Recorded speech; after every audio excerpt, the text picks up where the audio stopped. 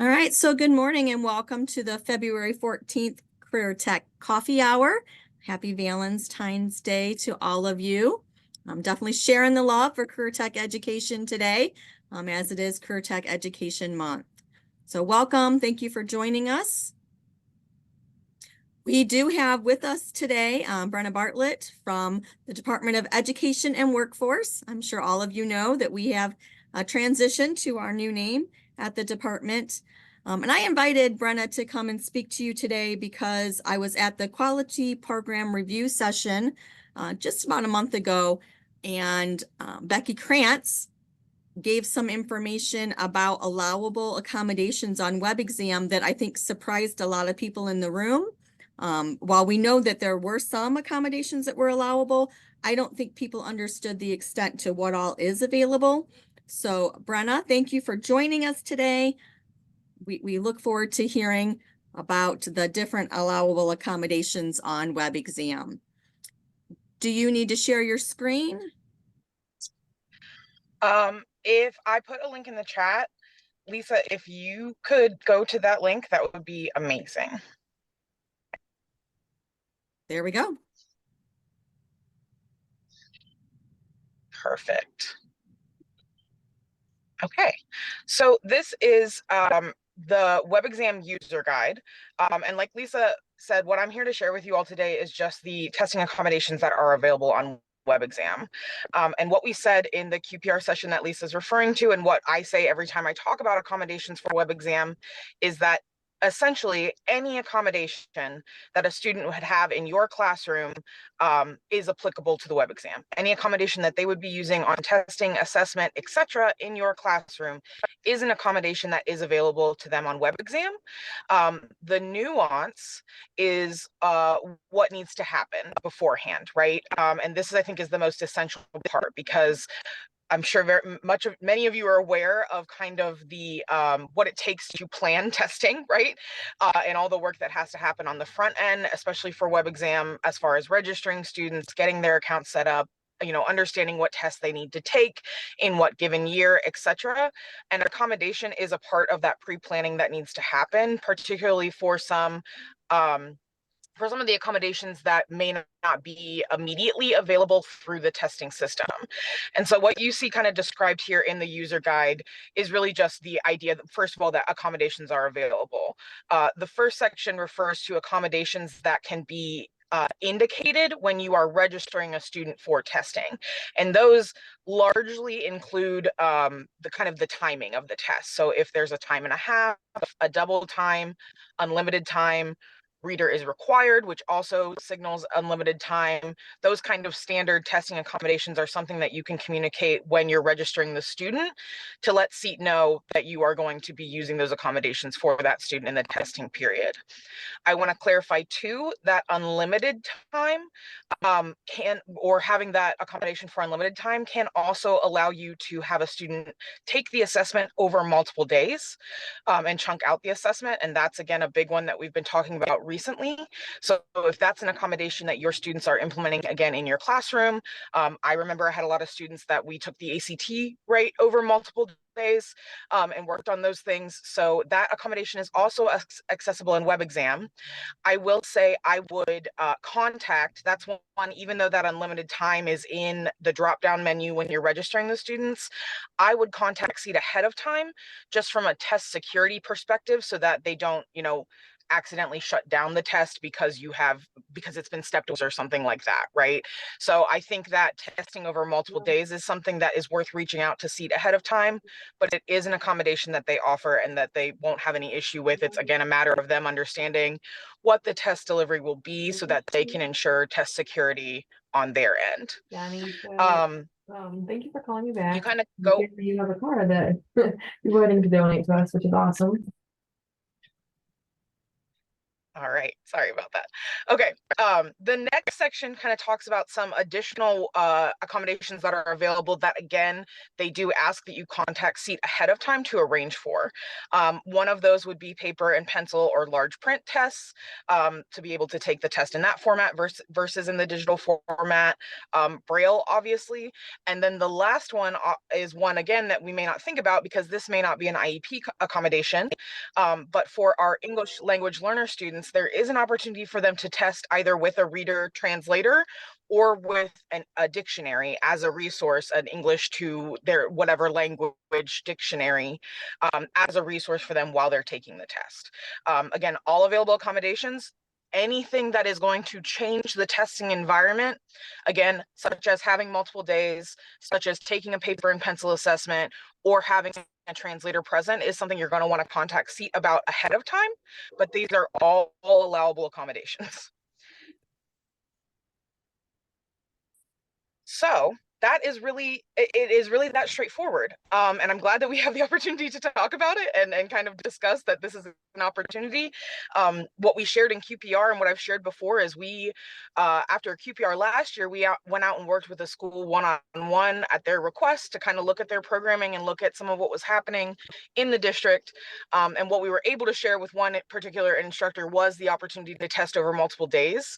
And we went on that visit in the kind of late winter last year, and then in spring when they were in their post-testing window, we actually heard from the administrator and the instructor at that school to let us know that they had seen like markedly improved test scores for those students that they were able to offer that accommodation to, and that they were so thankful that they were able to kind of get that in place. So again, whatever accommodation you need or have, reach out to SEAT. They will do anything on their end to make it possible. We've worked really closely with them in the past, kind of to update the language that you see in this user guide, as well as just to address different questions about accommodations. But again, we want to make sure for both our students that might have accommodations through IEP, as well as any of our English learners, that we are providing them the opportunity to demonstrate their full understanding of the content, without having to deal with any barriers kind of in the typical design of the assessment. Are there any questions about any of that?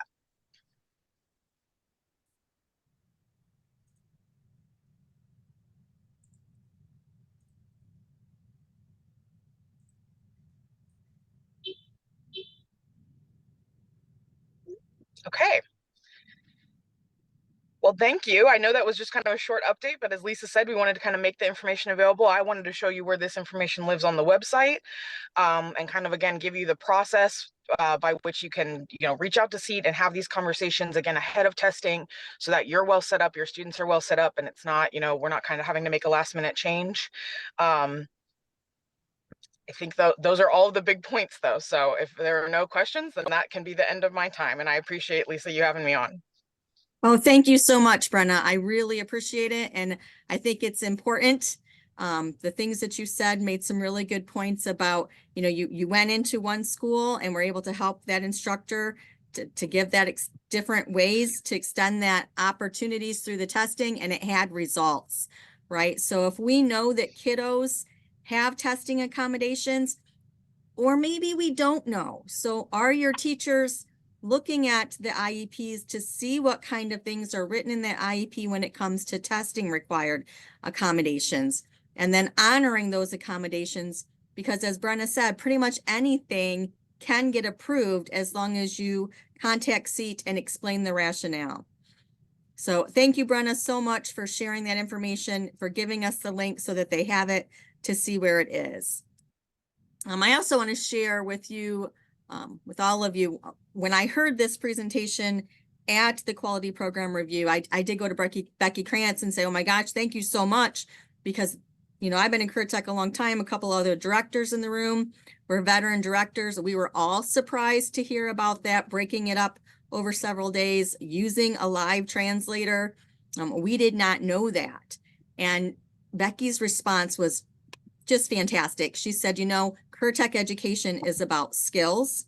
We want to make sure that we are testing them in a way that shows us if they have the skill or not. Right? And that's just perfect. That is what we are about in Career Tech education. So if, say, language is a barrier, We want to remove that barrier for testing because we're testing the skill, not if they can read English or not. So thank you, Brenna. Thank you so much. You're welcome to stay on the coffee hour if you'd like to. We just appreciate that you were here with us today.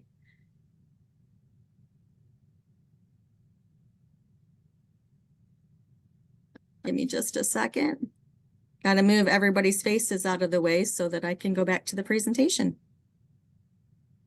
Another reason that I liked making sure that we all kind of knew about these accommodations or the additional accommodations that might be available to our students, you know, we definitely want to keep in mind that web exams for some of our students are important for their graduation. Some of our kiddos are going to use that alternate or competency alternative, other competency option, that career readiness or career focused option of that web exam passage. And so we want to do whatever we can to allow them to be as successful as they can be. So just thinking about that, you know, not only in terms of the quality program review, their technical skill attainment on your score for your grade card, but also for the student themselves. Setting them up for success by honoring those accommodations that are allowable to them. Just making sure that we keep in mind it also is about graduation. And sometimes that is also about believing that students are capable. And I know I've shown this slide before, but just remembering that, you know, 80% of the students that we have who are students on an IEP, they are capable of achieving at the same cognitive level as their non-identified peers, right? And that, when we believe that, right, when our actions and commitments and our collaboration, then our kids can achieve that, which means better web exam scores, which means graduation for students, which increases your scores on your grade card, which helps out the quality program review. So getting us all in that mindset of all of these kids can achieve, I think can make a really big impact on where we end up. And I know that there will be some teachers who will say, but it's just one kid, or it's just 3 kids. Like, I'm doing fine. I've just got a couple who aren't making it. Well, that reminds me of this video, right? So this is actually an insurance video, but I may have played it for you before, but I thought it was very fitting when we're thinking about web exams and helping students have success on those web exams. So this is Toward Zero.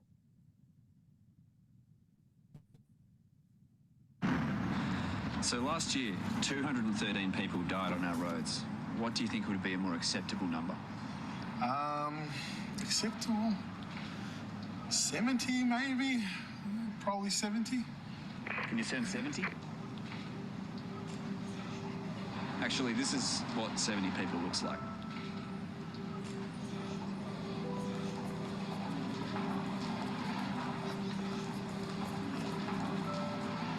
It's my family. So now, what do you think would be a more acceptable number? 0. 0.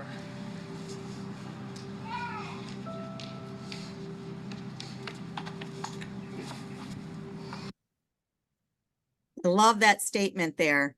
0 is the only number we should accept, right? So when we're thinking about our students and their success in obtaining web exam proficient, possibly even industry recognized credentials, we should have 0 kids not obtaining that. Maybe that means looking at different industry recognized credentials for different kids in your class, right? But we want them to be able to not only graduate, something I've heard Graham Wood say is we want to get them through graduation, right? Not just what it takes to get them graduated, but that when they leave us, every single one of them, when they leave us, they can go on to that next step, whether it's employment, whether it's college or the military, they're getting to their E successfully. So I'm going to wrap that up for web exams. This is the part where then I leave it up to you. Do any of you have, we've got a group here together, kind of all of us like-minded people. We're all doing kind of the same work in the same arena. Do you have any questions for anyone in the group about anything CTE?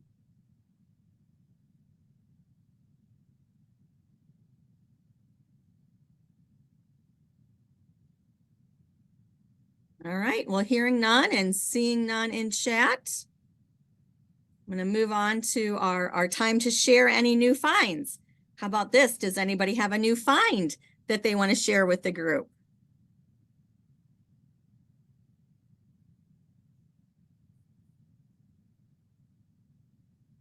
One of these times, someone is going to share. All right, then I have some new finds that I will share with you.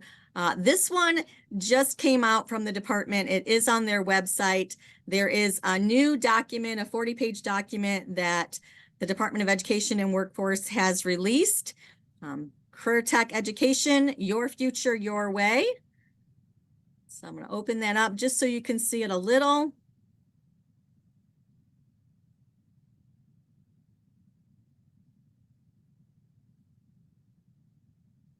So we've got a vision and a mission for career tech education in Ohio. And that vision is that every Ohio secondary career technical program graduate is prepared for successful employment and ongoing education, and every Ohio business has the workforce it needs to prosper, right? So every secondary career tech program graduate. And the mission is to provide leadership and support for the successful delivery of quality career tech education in an effort to drive quality workforce development in Ohio. And I think you will see this mission weave its way into a lot of things, not just in the world of solely career tech education, but education in general. Business in general, you will see that mission expanded. And then it goes through and has all these pathways. So they've kind of updated. These used to be on the website. We are updating what they look like.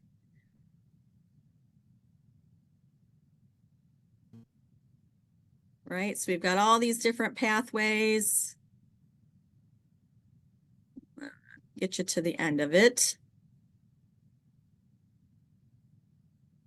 So this is a resource that you could share, you could have out, maybe make sure that your partner schools have it.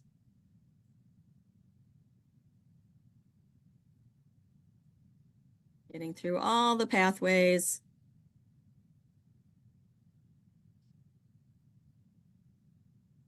And then there's additional information, right? So it defines kind of like roles and responsibilities, CBI, family consumer science.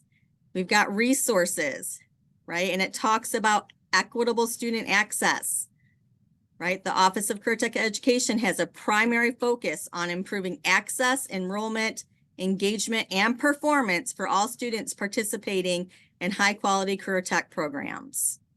Talks about credit flexibility, individualized instruction, right? So there's lots of information in here, things to think about. College Credit Plus, industry recognized credentials, right? All of this stuff here in this document. We've got our clubs, our CTSOs, all in one-stop shop here. So it's a nice document. It's a good document you could share. Maybe if you have open house yet coming up, you could have this available for parents. If you have 8th grade tours, it might be something you might consider having available for students or having a link on your web page. And then also, this just came out, I think the department might have shared this in a newsletter recently within the last week. I don't know if you saw this or not, so I wanted to share it with you. So Steve Dakin, right, our new head at the department, appointed as the first, got to get everything out of the way. You guys can see this better than I can. Let me move my chat. move my people. Appointed as the first director of the recast Ohio Department of Education and Workforce, he told the 74, which is a nonprofit news organization, in an interview last month that building pathways to careers will be his second biggest priority, just overseeing the shift to the science of reading, which Governor Mike DeWine and the legislator also mandated last year.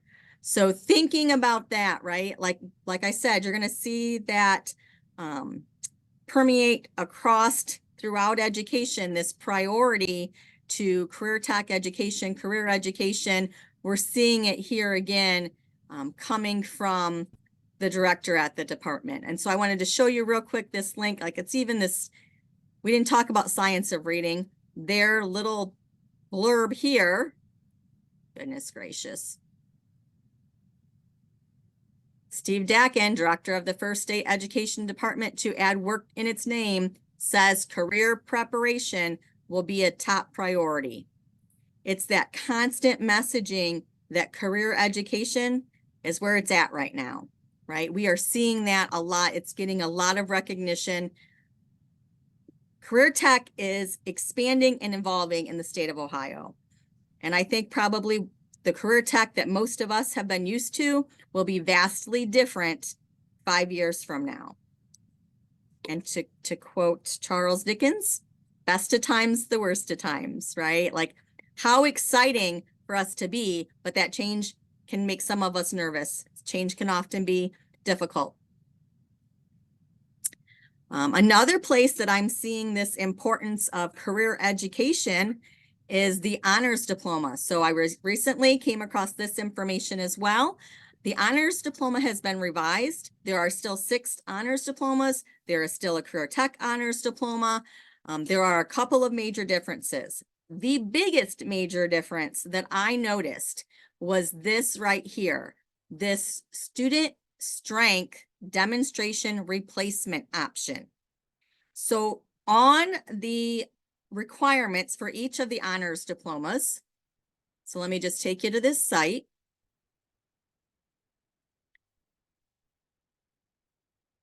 So for all of these honors diplomas, the 6 different honors diplomas, and we'll just look at the social sciences one. So it's going to list 8 requirements, and all of the honors diplomas will have 8 requirements. A student, to get this honors diploma, would have to get 7 of these 8, right? We can eliminate one. Whichever one we would want to eliminate, we could eliminate. We just have to get 7 of the 8. This new 8th one has been added to all of them. And that is that you either have a field experience, career exploration experience, the Ohio Means Jobs Readiness Seal, a portfolio or work-based learning. All of them have that. So we can choose 7 of those 8, but then we can also just say, you know what? I don't have the ACT score. So I'm going to say, I'm going to cross out the GPA. That's the one I'm not going to worry about. I'm going to get the other 7. But my ACT score was only a 24. Okay, well, I can replace that ACT score with one of these options. A web exam, a work keys score, or work-based learning, the 250 hours, right? Maybe I've done an apprenticeship.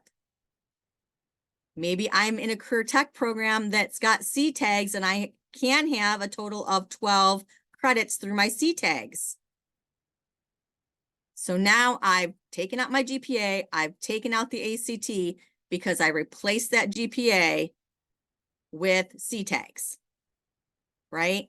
So we are really expanding opportunities for all kids to earn an honors diploma, but we're also spotlighting, right? Giving recognition to the importance of things like the Ohio Means Jobs Readiness Seal, things like work-based learning, recognizing the value of CTAGs in career tech education.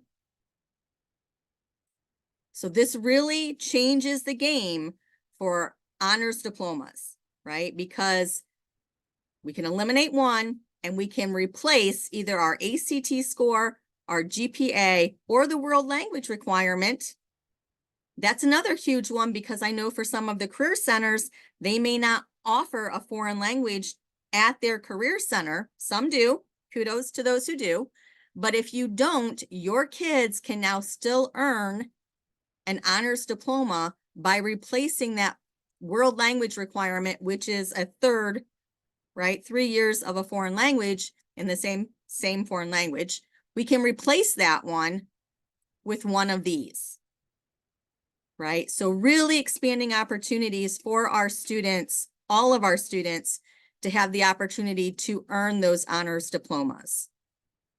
So wanted to make sure that you saw that. And again, just seeing that the importance that career education, career tech education, it is being dripped into lots of other places other than the world of career tech. That was the civics honors diploma. Those same options are available in all 6 honors diplomas. Another thing that I came across recently, and it made me think of web exams and the success of those. So Learner Lab is something I've shared in previous coffee hours before, and I get their newsletter. And so the Learner Lab, what I noticed this time was this idea of reflecting on learning, right? So that they had a research project. And what we found here is at the end of the training program, the traditional training group who did not reflect at the end of the day on their learning, on their work, got a score of 54. But those who took the time every day to reflect on progress, like those metacognition skills, that group scored 72. Just highlighting that importance of taking some time at the end of every lab to think about, what did we learn today? What were our goals for the day? Did we reach those goals? What do we need to do to improve tomorrow, to learn this better, to do this job better? That has significant impact on what a student retains so that they could score better on those web exams. So just a resource for you from Learner Lab, definitely worth taking a look at, but thinking about, right, like how that intention and reflection. So our learning goals would be the intention, and then at the end of the day, reflecting on, how did we do? Did you learn this? Did you meet the learning goals? What do we need? What more do you need from me tomorrow so that we help you to increase that knowledge if you struggled? Intention and reflection. We do that, we get better results. And then this one, I know I have shared already with many people. Was super excited when I sat in this presentation. Scott Liston, I think, was the name of the presenter. He is going to be at the Success Bound conference that Tech Prep puts on in April. Drones are everywhere. They are going to be everywhere. And if we're not looking at how to include drones in our career tech programming, I think we're missing out, right? So this is one of his slides, all the different industries. So think about, you have construction programs, you have ag ed programs, you have public safety programs, mapping and surveying. Some of you have that, right? Even thinking about delivery, that's business. Sports might be your marketing programs, might be thinking about your visual arts programs and your media programs, utilities, right? What about your electrical program? What about your HVAC programs? Transportation, right? All of these industries, all of these career pathways will have drones. They already do, but you're going to see it explode. And the reason I say that is because Scott Liston, he shared in his presentation that and I can't remember if it's 2025 or 2026, that line of sight, like we've all heard of line of sight, you have to be able to see that drone to control it. that law is going away. So these drones are going to just be in so many more places. In fact, if you were watching the Super Bowl, you probably saw the drones out there hovering over the field recording. So this was really cool, his presentation. If you are interested in this, these are his slides. There's a link here to his slides. I also have a recording of the presentation, and so that is linked here for you as well. He is excited about it, and what's really cool about it is he points out Ohio is a leader in this industry. We've got a company out of Dayton that is leading the work with drones. It's going to be a very big industry in Ohio, or has the potential to be a big industry in Ohio, but we're going to need the workforce for all of these different career pathways that will be using drones. So it got me excited. It was pretty cool. And then, you know, when you start to look around and you see it on the Super Bowl, you're like, yeah, this is going to be big. I even have a cousin who runs a life flight, and their life flight organization is exploring how drones will be utilized for emergency services for healthcare in the future. So this is big, and it's on the very, very close horizon. I also wanted to share with you Apprentice Ohio. If you're not getting their newsletter, you know, Apprentice Ohio is really, they've been up in their game. I know for a while they were not easy to get a hold of because they didn't have the staff to be able to handle the massive expansion that adding apprenticeships to the graduation competency option added, but they do now. And so you might want to subscribe to their newsletter. I really liked this one because they showed some data for us. Right, so she's got a chart here, right, by months, April, May, and June. How many active sponsors? You can see that increasing. How many new occupations? Total number of apprentices, again, look at those increases. Women, 20 in April, 55 in May, 85 in June. People of color, 101, 55, 85. So just being very transparent of who they're serving, what they're serving. But look at this, the new apprentices. April, 456. May, 773. June, 1,015. 456, 1,015 in just a few months. So I do think that Apprentice Ohio definitely is easier to work with than it was a couple of years ago. If you have not looked at expanding those opportunities for your students, I would encourage you to do so. There are contact information here. I think this newsletter will be a good resource, not just this particular one, but as they continue to roll out more newsletters in the future, you probably want to get on their mailing list.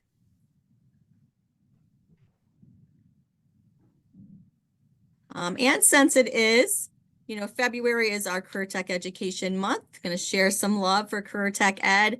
And I know that many of you have special things happening this month because it is Career Tech Education Month. So please take a minute and share either by putting something in the chat, or if you want to share on your mic, how is your school celebrating Career Tech Education this month? So I will give you a second for people to put stuff in the chat, but I also encourage anyone who's willing to unmute and share. That would be fantastic.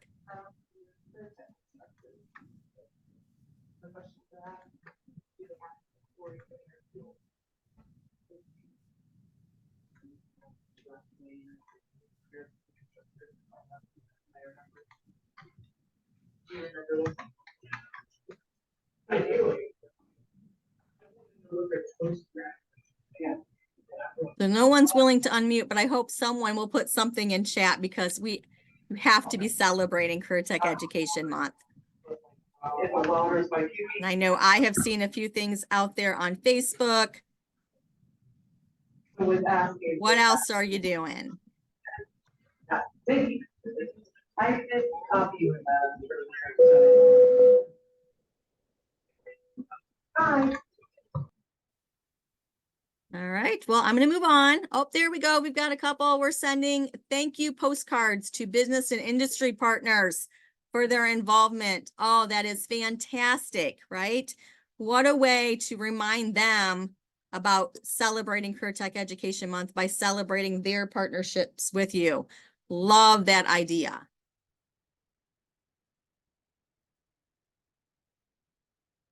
The other one I wanted to show with you, and again, I've shown this one before. I have shared this before, but it's that time of year again. We have the I Built This contest that is available to your students. I won't take the time to show all of the videos, but I did really like this video from 2019. So we'll watch this video together.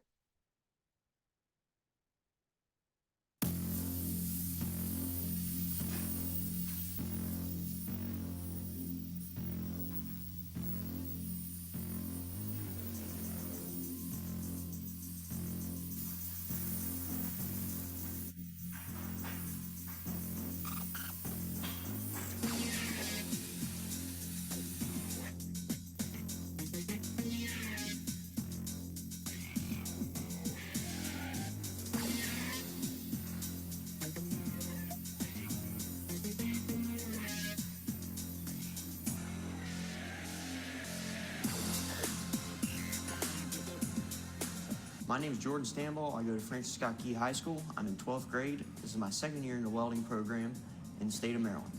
Hello, my name is Gavin Rouse. This is my second year in the welding program at Carroll County Career and Tech Center. I go to Francis Scott Key High School in Union Bridge, Maryland.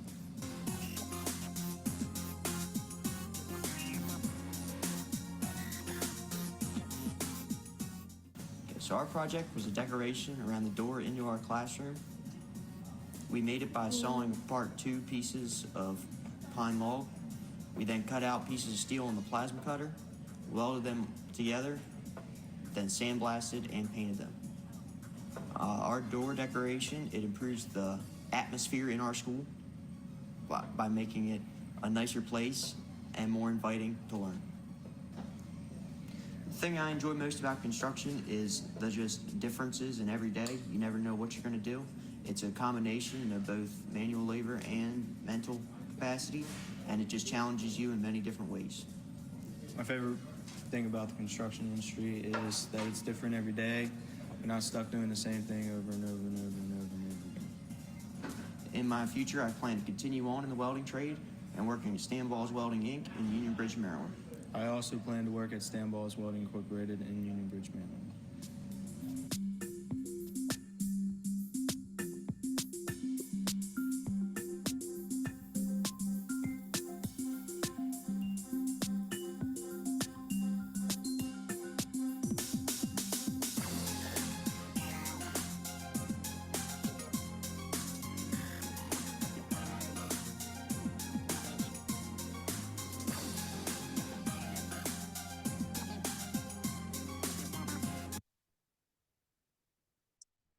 So just a really cool video. I mean, when you think about celebrating Career Tech education, how can you not love this video, right? Because it's so cool.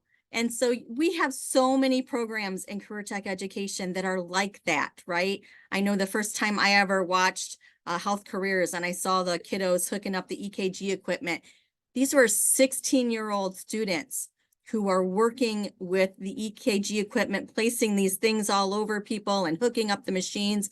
And I was like, wow, this is incredible that these kiddos get to do this, right? So get that message out there, you know, maybe have a contest in your own building and then share those videos as promotional material.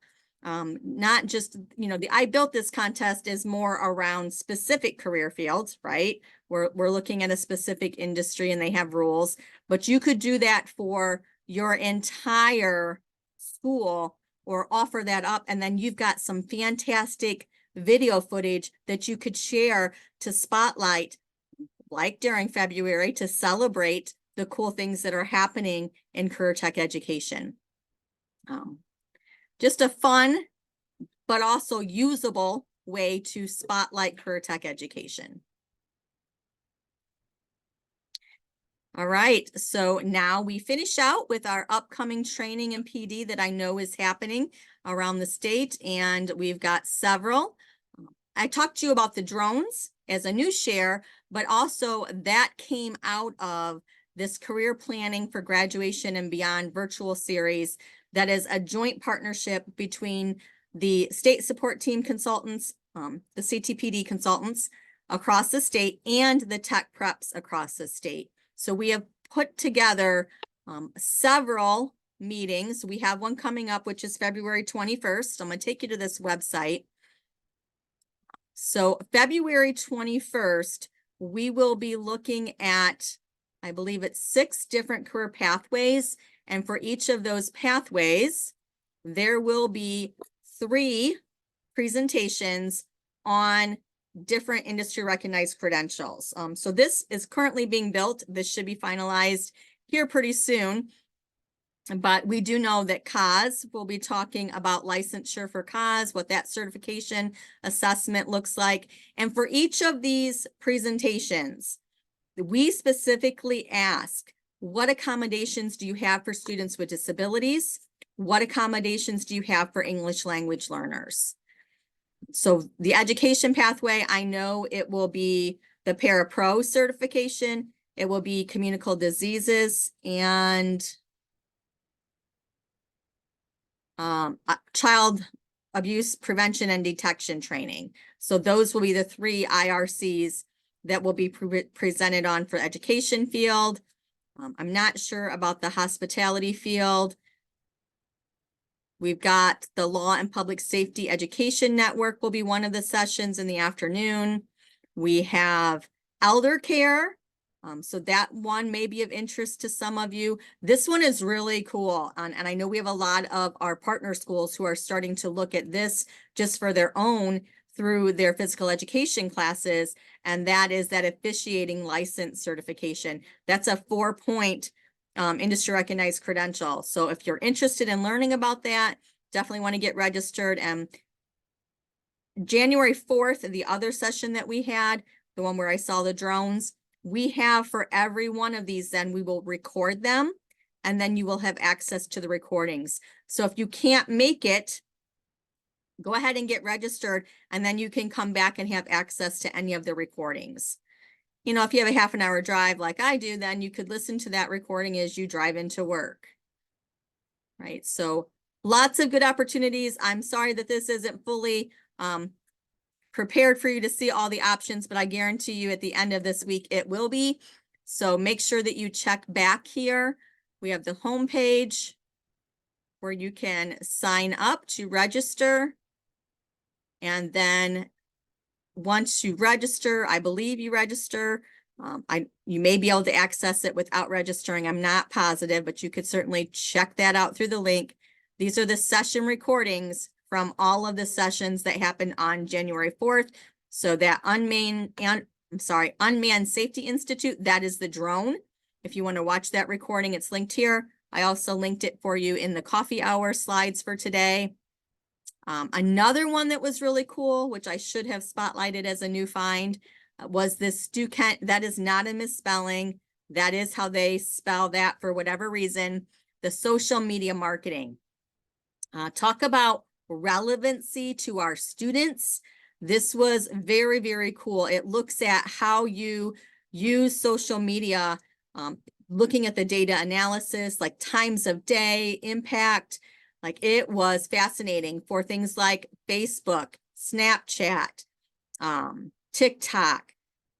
It was really cool. And they are committed to staying on top of whatever is the trending social media platform. So they are continually, as a company, evolving their offerings and their material.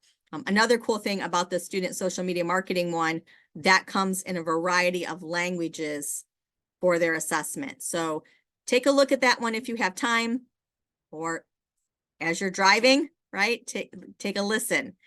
Then there was also ones from the ag field. The Lead for Change. That was a really pretty interesting one to watch. So these are here for you. If you're still exploring, maybe expanding your industry recognized credential options, or maybe if you have a lab that hasn't had a lot of success with the one that they've been focusing on, this might be a good PD opportunity for you to take a look at maybe some other options that may be available in that career pathway. So that is February 21st. And then also on April 16th, the entire day will be about best practices across the state. So we will have at least 16 different 1-hour sessions, and you can pick and choose what you go to. Just you'll log into the Zoom at the hour. And again, that will be populated closer to that date. So just kind of put a hold on your calendar, maybe if you're interested in seeing some promising practices across the state. On May 8th, then we are looking at the nuts and bolts of industry recognized credentials. And so I believe Tech Prep is going to take the lead on all that background information for, right, credentials that span all career fields, the process for adding credentials to the approved list, and then looking at that CTE 26 process for senior year only credentials. I think we might see more of those popping up for students. So again, a couple of different dates for you just on this one link. We've got February 21st. That will be 6 different career fields, 3 industry recognized credential vendor presentations for each of those career fields. You just pick and choose which ones you want to zoom in to watch, but they will be recorded if you're not available that day. April 16th is those promising practices that we're seeing across the state, and May 8th will be that nuts and bolts of the industry recognized credentials. So that link is there for you in this that you could access and get registered. I know that we currently have 400 people registered for this presentation, which is pretty big. As I talked about those drones and Scott Liston, he actually has a course that has started. I believe it actually starts at the end of this month. And the really cool thing about this, guys, this is for teachers to be trained to teach the drones so the teachers will get the certifications so that their students can get the certifications. It is online at their own pace. The exception being in June, there will be 3 days in person in Columbus. But this coursework right here, this funding option below, while there is a cost to it, it's on Ohio Tech Cred list, which means you get reimbursed for the cost of that credentialing. You get reimbursed for the cost of this programming. Definitely start exploring that. He will take applications, I believe, up until March 1st. So if your school is interested in drones, or you think your school should be interested in drones, be sure to get that information to the people who need that information. This is a great opportunity to get that training, be some of the first people in the state to bring drone certification to our career tech programs. Some of you may already have it. I do know here in our region, one of our partner schools that is offering it, I believe, through their ag ed programs. So just a great opportunity for teachers to get trained, to utilize that tech cred reimbursement. So we're looking at relatively low or no cost for that training, and then to get the training to our kiddos. And this year, I know that one of those credentials for this year was on the IWIP list. So that bonus money of like $1,200. So another opportunity to earn some more money for your schools if you're looking at that IWIP list. And I know one of these for sure is on that list for this year, and I'm going to guess again next year. Another opportunity for teachers to be trained at no cost. There is an organization called the PAST Foundation. They're running teacher trainings so that teachers have the training to teach these certifications or these industry recognized credentials. There is a link here that takes you to that information. It's a great opportunity, right? We talk about unfunded mandates. Well, people are finding the funding, right? Here's your opportunity for your school not to have to spend the money to get your teacher trained so that they can successfully teach these industry recognized credentials to your students. Just, you know, between the drones, which is also included here, but then also you've got for entrepreneurship and small business, that's a great opportunity. Our Lean Six Sigma, another fantastic opportunity. Lean Six Sigma Green Belt, also on that IWIP bonus money list. We talked about web exams, kicked that off our meeting today. There will be the annual update meeting, which will be April 10th. That is a virtual meeting from 9 to 11. Here is the link for that to register. So make sure you get registered for that to get any updates. It's always important to get updates from web exams to know about what's going to be in field testing, any updates on web exam programs.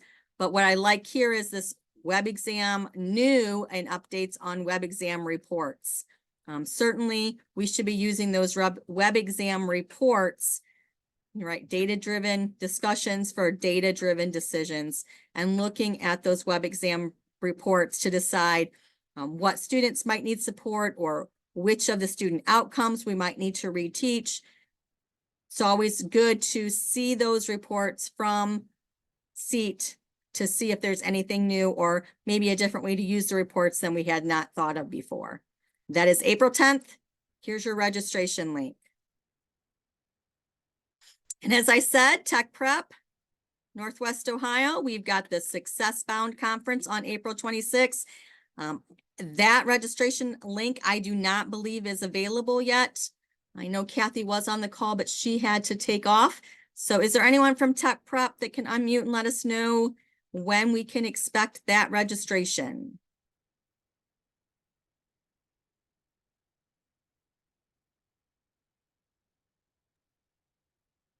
We may have lost our Tech Prep people. I know Kathy. This is Judy Ennis from Tech Prep. It should be out this week. Perfect. All right. So look for that registration. Honestly, people, this conference really, really good. It is worth your time. They do a fantastic job with the speakers that they bring in, with the breakout sessions. I love this day. It is great if you're in career tech education, just to be there and listen to business people speak about things. We have sometimes data presentations. Really good day. Highest recommendation. And then, of course, we have the Spring Octa coming up, which is March 13th through the 15th, Embassy Suites Dublin. That registration is here. And I'm putting this out here early because the time frame, this is earlier in July than we are typically used to. So that summer conference, that all Ohio conference that we go to at Easton, that is now July 15th through the 17th. So that is definitely a week earlier than what we have been used to in the past. But they do have both of those registrations available on the ACTE site. That brings me to the closing for today. I think this is the first time that we have ended a coffee hour before the 10 o'clock hour. So 5 minutes to spare, which gives you plenty of time to fill out my feedback form. You can use the QR code right there if you want to, or I will shrink this and put that link in chat. I put the link in there for you. Oh, thank you very much. Really appreciate that, Ray. So that is all I have for you today, folks. Please, please, please fill out that feedback form. We do use that data. You know, we are grant funded, so we have to provide reports as to the work that we're doing and the results that we're getting. So please fill that out for us. Our next coffee hour is April 2nd. I believe we are going to talk about Career Tech Ed data. Ray Blevins will be giving that presentation for you. He is a data lead. He knows his stuff, which you saw when he gave his AI presentations. He does a really nice job. So that will be April 2nd. And then we do have an extended coffee hour. This date has changed since the last time that we had a coffee hour. Our extended coffee hour on June 14th. It is a Friday. It will be 9 to noon at Oregon High School, their Career Tech Center. Becky Bin and Val Robeson will be sharing all of the cool and amazing things that they have going on at Oregon Clay. They are the ones that have partnered with their elementary to look at Right to Read Week and aligning that with careers so we can see how they did that. And even if you're not a comprehensive, you could still do that. I have seen Ohio High Point utilize their teaching professions programs to go out to the elementaries and do career education programming using their teaching program students to do career education lessons, activities with elementary students. So definitely make plans to join us up here in the Toledo area for the extended coffee hour, 9 to noon on June 14th. With that, I will close. Have a fantastic day. Happy Valentine's Day. And if you're doing some cool things with sharing Career Tech Education Month, spotlighting that, please let me know. I'm always happy to share that and pass that along as well. Thank you so much for joining us today.